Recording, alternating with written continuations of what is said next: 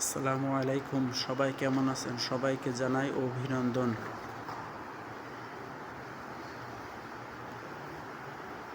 দেখুন কত সুন্দর একটি মসজিদ।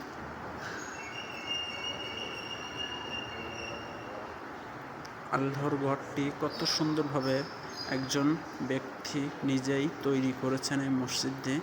আল্লাহ তাআলার কাছে দোয়া করি আল্লাহ তাআলা যেন কাল হাশরের ময়দানে এই মসজিদের ওসিলায় সেই বান্দাকে যেন আল্লাহ তাআলা মাফ করে দেয়।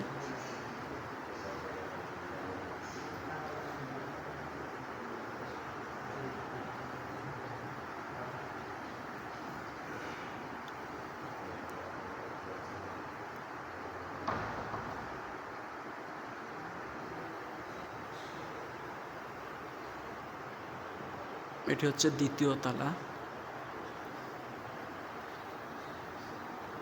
খুবই সুন্দর একটি মসজিদ।